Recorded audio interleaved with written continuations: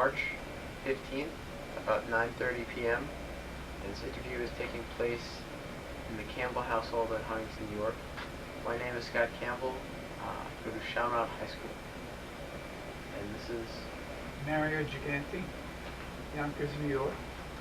And what were your branches of service and the dates of your service? United States Army, from April 6th, 1951 to April 3rd, 1953. Where and when were you born? I was born in the Bronx, New York, on October 8th, 1927. What was your pre-service education? I had a high school education, worked a little bit in advertising, then upon release from the service, I returned to advertising and had some college education. When did you enter the service? Oh, did you draft or enlist? I was drafted. You drafted. Right. You see, the branch of the service was the Army, so I guess you were drafted into the Army. I was drafted into the Army. I did basic training at Fort Dix in New Jersey. And from there, I went to the Adjutant General School at Fort Benjamin Harrison, Indiana. Okay. Do you have any memorable experiences from your basic training? Or? At that time, we had the minimum basic training because I was going into additional training at the Adjutant General School. Okay. What was... The course at the Adjutant General School involved stenography, typing, accounting, English, of course. And that's basically it. What was your unit or ship you were on? Oh, upon graduation from the Adjutant General School, I was sent to the European theater and the Army of Occupation in Germany. This was during the, after World War II, during the... Right. It was from 1952 to 53 that I was in Germany. Okay. And I was assigned to the 2nd Armored Division, which was headquartered in Bad Kreuznach, Germany. How would you rate your training? Like saying, did it prepare you well for what you were going through? Oh yes, the Adjutant General's course was well in training us for the type of office work that we had to do in Germany. And the general was, what was the name of the general, and you were stationed in what part of Germany? Yeah, the name of the general was, he was Major General George W. Reed, and it was the 2nd Armored Division, and he was the division commander, and I was handled his personal secretary, his personal secretary. Were there any medals or citations you received? I received the Good Conduct Medal. I received the Medal of the Army of Occupation, and upon release from the service, when I was through being a secretary to the general, he gave me a letter of commendation that I could have in going back to civilian life. Very good. How did you keep in touch with those at home? With those at home at that time, we didn't have the telephone lines and such as they have today, and it was all by mail. Did you write home often, or did you write to relatives? I wrote home quite often and received letters from family and friends. Very nice. What was the food like, or your supplies? Food was not bad for Army food. It was good. We, we ate in the mess hall, but we didn't have any K rations or things like that because it was really not wartime over in Germany at that time. It was just occupation forces. Okay. What was your most memorable experience? Good or bad? Well, the voyage to Europe, I guess, could be a memorable one. It was 11 days on on the rough seas, and it wasn't a luxury liner. So that's one of the memories that I have. But of course, I was able to take the opportunity of seeing many places in Europe while I was there, taking short weekend trips to different countries, to Switzerland, Austria, the Netherlands, Paris, and a 10-day trip to Italy. Very nice. Yeah. That's some of the memorable things too. So you enjoyed the aspect of being able to travel, yeah, right? Being able to travel. And of course, being a military service at that time, I don't know how it is today, but military service, we allowed special discounts on trains, transportation. Okay. The occupational force, you said it was the Second Army? Second Armored Division. Second Armored Division. Right, but shortly after I arrived in Europe, when the occupation became almost over, then we became part of the NATO forces for the United States in Europe that were stationed in Europe. Did your responsibilities change when that happened, or you were, like, as an occupational force, what were you really? Not as far as my duties were concerned, no, because it was still the same type of office work. I don't think there was any change in the duties other than the responsibilities may have been great as far as because we were part of a NATO North Atlantic Treaty Organization. So, did you stay stationed in one section of Germany? Yeah, I was in the one place in Germany for the entire year. Bad Kreuznach, which was about 50 miles southwest of Frankfurt, in French sector of Germany at that time. That was divided. Germany was divided into 4 zones: British, American, French, and Russian. And although we were United States forces, we happened to be in a camp area called Foch-Kaserne, which was in the French zone, but we were not under the French command. Oh, okay. While you were there, was the area that you were in war-torn from bombings or invasion, or was it relatively?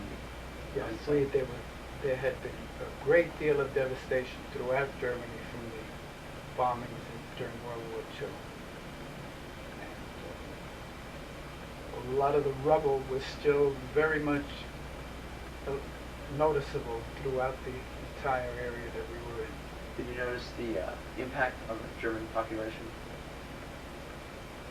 Well, no, I really can't tell because I didn't know, anything about the German population before I got there. How do you feel about your military experience?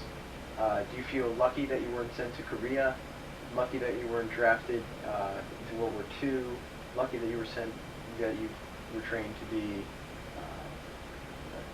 Major General's assistant? Yes, I was fortunate in that instant, and I was lucky that I was not sent to Korea. Only by picking the right number out of a hat. Oh. The class that graduated from the Adjutant General School at that time, out of the whole class, one person got a stateside assignment, 3 of us got a European assignment, and the rest went to the Far East. So that I was lucky in being picked to go to Europe, because there was no fighting going on in Europe at that time. The fighting was in the Far East. So the drafting process was picking a number out of the hat. Wasn't done by birthdays Well, not the drafting process was another. Can you talk about the drafting and about the picking to go to Europe was picked out of a hat, right? Picked a number out of a hat. And the drafting was done by your birthday, or? No, the drafting was done. They used to classify you depending on your how they felt that you were available for Army duty. Whether you were single, you were married, you had dependents, and so on and so forth. So the fact that I was single made me available for duty. Although I just missed the World War II draft. Were you too young, or? I just turned 18 right when the war was over. Wow. So is there any reason why, did you choose, or were you sent to the Adjutant General's training, the second training you were talking about? I was chosen for that. Was that, they chose by? I guess Just because of your the type of work that I did before I entered the service, and my background as far as education was concerned. Do you regret your military experience in that being in your Army did not improve your character, I'm sure it's an experience that you never forget, but you regret being drafted, or it's kind of hard to tell? Not at this time. I did at the time that I was, but not now. It was a good experience as far as I was concerned, what I got to see. Did you feel that being a veteran of the Army helped you get a job when you came back stateside, or was it No, basically the same? I went back to work at the same company that had worked prior to my service. Okay. To a different topic. What was your reaction to the relief of MacArthur by Truman when Truman took over a Korean? I really don't remember that very well at all. I know there was a great deal of talk at the time, but my reaction was not one way or the other. Okay. What about the election of Eisenhower? Did you vote, and what were your feelings? I voted, but I did not vote for Eisenhower, only for the simple reason that he was a military man, and all of us that had been drafted felt that he would be extending our tour of duty. Afterwards, did you feel that he was a good president? Yes, I thought he did well for the country in his day.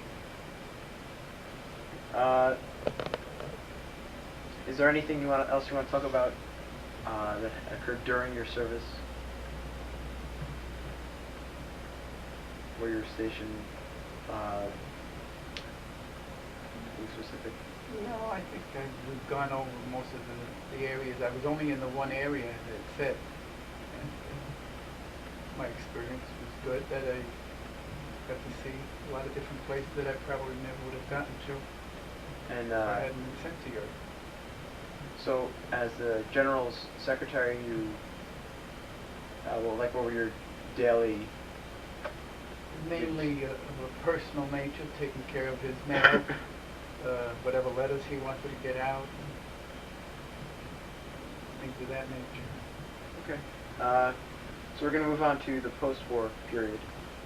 You said when you arrived home, you resumed work at an advertising company. Right. What was the name and... Oh, the name of the company that I went to work for was Gotham Advertising. They're based in the Bronx or based No, in New York City? they were based in New York City. And you worked... And I worked in the production area, production department. I stayed in the same line of work for my entire working career, but not with the same company. Okay. So I guess you worked in different types of advertisements, television... We didn't handle television, we handled magazines. Print production, magazines, newspapers, brochures, catalogs, outdoor posters, things of that nature, everything to do with print. Okay. So you stayed in that occupation, and you belong to any veterans organizations? No, I never joined any. Have you attended any reunions? No. Do you still maintain contacts with friends Yes. that you made in the service? Yes, I do. I have several friends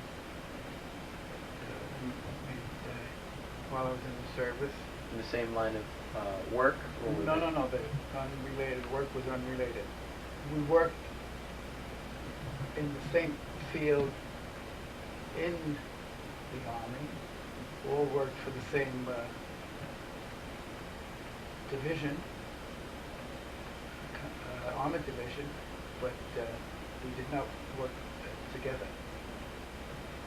So, one was a farmer, a very successful farmer from Indiana, and another one is from New Hampshire.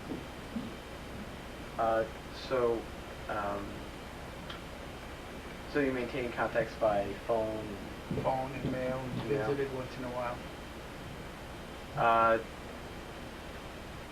And how did your military experience change or influence your life?